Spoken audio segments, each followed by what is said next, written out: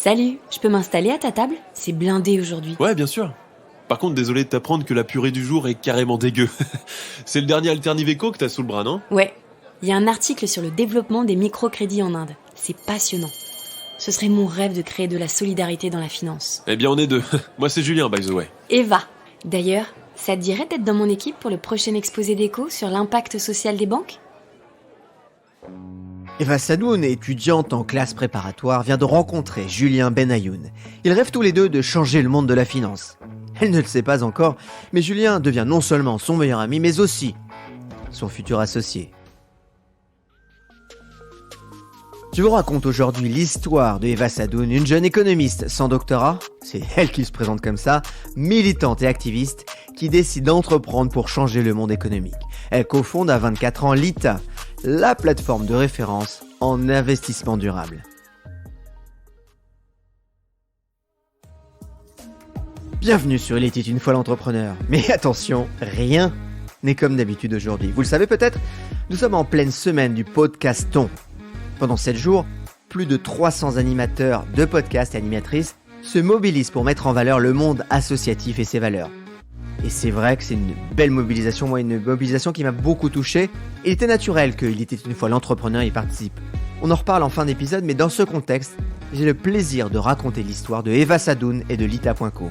Alors allez soutenir le projet sur podcaston.org, podcaston.org, et je vous y retrouve avec grand plaisir. Merci à tous et merci à tous pour cette belle, très belle opération.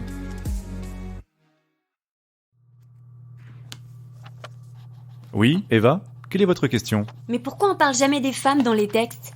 Et pourquoi ce sont toujours des hommes qui écrivent? Née en 1990, Eva développe dès son plus jeune âge une volonté de faire bouger les choses et surtout une grande curiosité sur le sens de la vie. Tous les dimanches matins, de ses 6 à ses 13 ans, elle se rend aux cours talmudiques, des cours qui la passionnent bien plus que l'école. Ici, elle peut poser toutes les questions qu'elle veut. Papa, tu peux m'aider à monter sur la poubelle? Je veux tout voir. Waouh, il y a plein de gens. Dis papa, Le Pen il va pas gagner, hein? 2002, Eva a 12 ans et assiste à sa première manifestation. À la surprise générale, Jean-Marie Le Pen est au second tour des élections présidentielles.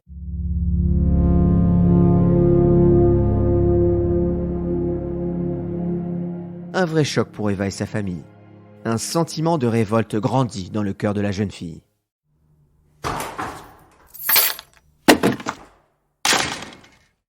Maman, tu m'as fait peur. T'étais où, Eva? T'as vu l'heure? T'as cours demain, je te rappelle. Ouais, bah j'emmerde le lycée. Adolescente rebelle, les sorties au gibus et les répétitions avec son groupe de musique passionnent bien plus Eva que le lycée. Elle sèche volontiers les cours de physique-chimie pour se rendre aux manifs. Mais en 2008, elle prend peur. Comment ça, le bac au rattrapage? Mais tu comptes faire quoi de ta vie? On t'a toujours soutenu, mais là, c'est plus possible. Mais je sais pas quoi faire de ma vie, je suis dégoûtée par la politique. Je gagnerai jamais ma vie avec la musique. Même le conseiller d'orientation m'a dit que de là d'où je viens, j'aurai jamais une grande école. Et c'est finalement la crise financière de 2008 qui va sauver le destin d'Eva. C'est incroyable comment les marchés financiers peuvent déréguler la stabilité de la planète entière. C'est n'importe quoi. C'est décidé, elle veut tout comprendre de la finance et de l'économie. Le bac de justesse en poche, Eva est admise en classe préparatoire pour le NESCACHAN en économie. Un cursus qu'elle double d'une licence en mathématiques à Nanterre. Eva retrouve alors le goût d'apprendre. L'économie la passionne et elle rencontre surtout son binôme et meilleur ami qui va la suivre dans toutes ses futures aventures. C'est le dernier Alternive Eco que t'as sous le bras, non? Moi, c'est Julien, by the way. 3 semaines plus tard, après avoir à peine fait connaissance, les deux amis décident de partir au Togo pendant les vacances d'été. Ils créent ensemble une ONG pour récolter des fonds pour les écoles togolaises en manque de moyens et de professeurs. Ce sera leur premier projet d'une longue série à venir, toujours ensemble. Mais ce n'est pas toujours facile de se sentir soutenu dans ses convictions. Mademoiselle Sadoun, votre discours sur l'économie durable basée sur l'aide sociale est vraiment naïf. Vous ne pensez pas que les ONG ont un but purement ambulancier? C'est facile à dire quand on a le ventre plein. Je vous demande pardon?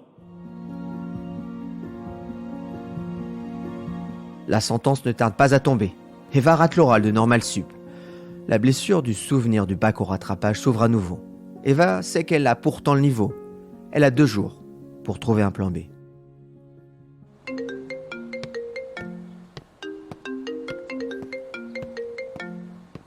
Mademoiselle Sadoun, je ne comprends pas pourquoi vous avez refusé de venir à l'EM Lyon. C'est une des meilleures écoles de commerce. Je ne sais pas, j'ai pas envie de faire de marketing. Je ne vais pas me sentir à ma place. Vous savez, j'ai bien lu votre dossier et nous avons un parcours d'entrepreneuriat social qui pourrait complètement vous correspondre. Ah, bah dans ce cas, auriez-vous toujours une place pour moi ?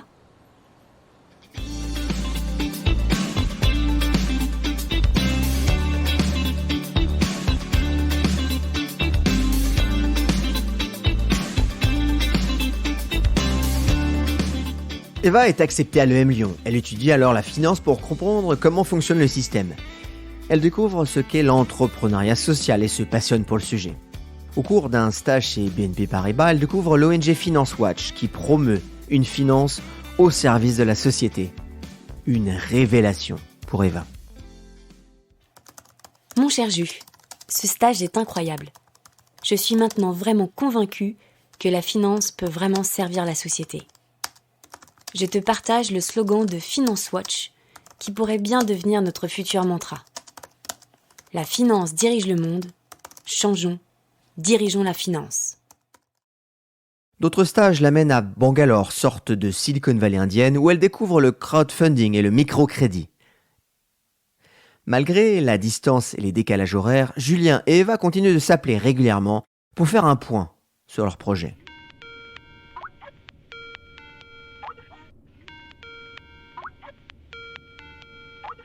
Hé Jus, pas trop dur le rythme indien ?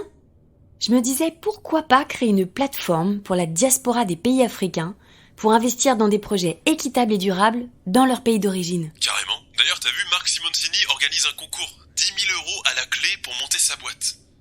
En 2013, Eva et Julien bossent jour et nuit pour développer la plateforme et tenter de remporter le concours. Mais leur projet n'est pas retenu. La législation est différente selon les pays, ils n'y avaient pas pensé. Leur idée de plateforme est trop ambitieuse. Les 2 amis rentrent alors en France, en 2014. Leur envie de révolutionner le système est toujours aussi forte. Monsieur Bonnel, j'ai peur de m'ennuyer pendant cette dernière année de master. Est-il possible d'intégrer l'incubateur de l'école ? Avec mon meilleur ami, on souhaite créer une banque privée solidaire pour rendre la finance éthique. Et j'ai besoin de votre aide.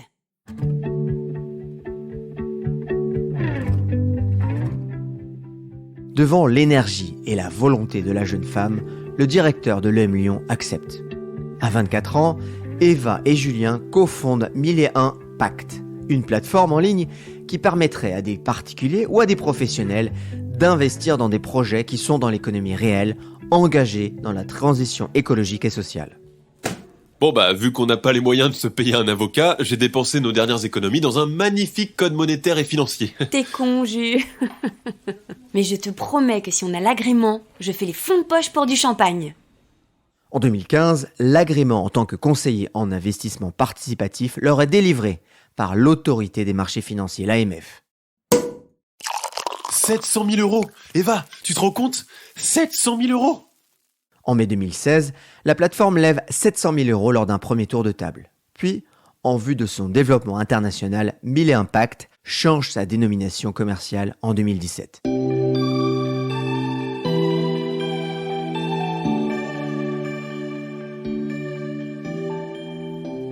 Jus, j'ai bien réfléchi. Si on appelait la plateforme Lita. C'est facile à dire, à écrire, à prononcer dans à peu près toutes les langues, et puis je trouve que ça sonne féminin. J'aime bien. Live Impact Trust Act. LITA. Lita. Reprenez le pouvoir sur la finance. En 2018, plus de 4500 particuliers font confiance à la plateforme. L'ITA a déjà collecté 12 millions d'euros pour 35 entreprises, aidant à la création de 1600 emplois. Avec la plateforme Lita, un particulier peut investir à partir de 100 € dans un projet social et solidaire.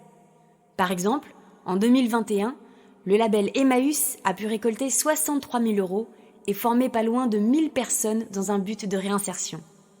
Je vous remercie de votre attention et j'espère vous avoir convaincu.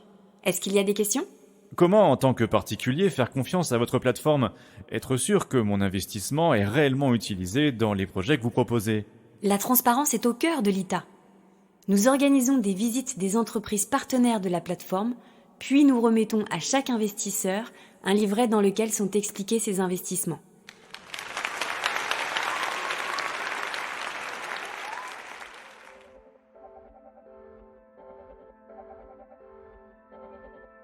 L'ITA a ainsi permis, entre autres, le lancement de Solifap, une plateforme de récolte de fonds de la Fondation Abbé Pierre, ou encore la formation de banquiers dans des produits de finances solidaires. En février 2023, le décompte de la page d'accueil de l'ITA indique que 56 722 investissements ont été réalisés, 15 296 emplois ont été créés ou consolidés et 110,7 millions d'euros collectés. Présente en France, Belgique et Italie, la plateforme emploie une quarantaine d'employés et souhaite se développer dans d'autres pays européens. Et Eva veut encore aller plus loin. Jus, faut qu'on aille plus loin. Il faudrait que les particuliers sachent où leur banque investit leur argent. J'aimerais créer une sorte de Yuka de l'épargne. T'es prête à te bouffer de la data jour et nuit? Depuis le code monétaire en livre de chevet, je n'ai plus peur de rien. Pendant 2 ans, le duo va travailler d'arrache-pied pour constituer une base de données à partir des livrets de toutes les banques, des assurances-vie et de tous les produits d'épargne existants. Non mais Julien, c'est dingue cette opacité. Pour la plupart des produits, c'est impossible de savoir où va l'argent des épargnants. Et le plus choquant, c'est que la plupart des données des banques françaises, on doit les acheter aux États-Unis. Ça me tue, perso.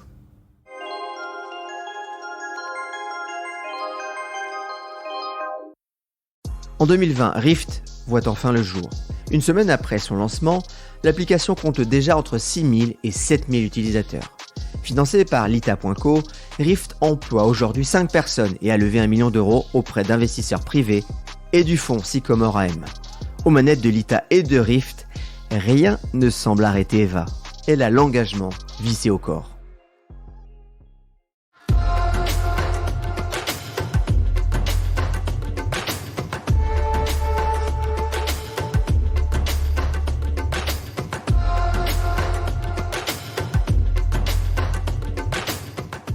Ah, t'as remplacé le code monétaire par Nietzsche? Ouais, je viens de m'inscrire en cours du soir de philo. Les médias me sollicitent de plus en plus et j'ai besoin de structurer ma pensée, de prendre du recul. Je crois que j'ai besoin de me sentir légitime dans mes engagements et je sais pas. Je sens que la philo peut m'aider. Pour Eva, sa vision de changer les choses doit aller au-delà de son entreprise. En plus des cours de philo, elle concrétise son envie par plusieurs heures de lobbying par semaine. Elle devient le porte-voix naturel du collectif Nous sommes demain. Elle s'engage aussi pour une meilleure représentation des femmes dans la tech et appelle à un leadership écoféministe pour renverser les rapports de domination et construire une finance au service d'eux. En 2020, elle devient coprésidente du mouvement Impact France, une organisation qui a pour objectif de concurrencer le MEDEF.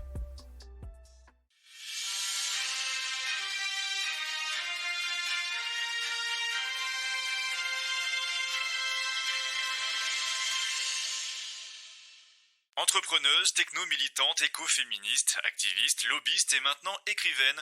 Rien ne vous arrête, Eva Sadoun. J'avais besoin de poser mes pensées pratiques et théoriques. Une économie à nous est un manifeste politique pour changer les règles du jeu de l'économie. Je rebondis sur le mot politique. Vous êtes considérée comme l'une des femmes providentielles dont le monde de demain aura besoin. N'avez-vous jamais envisagé une carrière de politique ? Pour cela, il faudrait que le système politique et la manière de faire de la politique changent. Mais ça, c'est une autre histoire. Et oui, une autre histoire. Voilà, cet épisode un peu spécial touche à sa fin, j'espère que vous l'avez apprécié. Je vous encourage à visiter le site www.podcaston.org pour découvrir plus d'une centaine d'autres associations à travers d'autres excellents podcasts. C'est aussi l'occasion, si vous en avez la possibilité, de faire une promesse de don pour l'ITA.co. Et là aussi, ça se passe sur podcaston.org, très facilement. On compte sur vous et merci pour votre fidélité pour Il était une fois l'entrepreneur. Et retrouvez-moi à Inspire sur scène dans tous les grands théâtres des grandes villes. Allez, je vous dis à bientôt.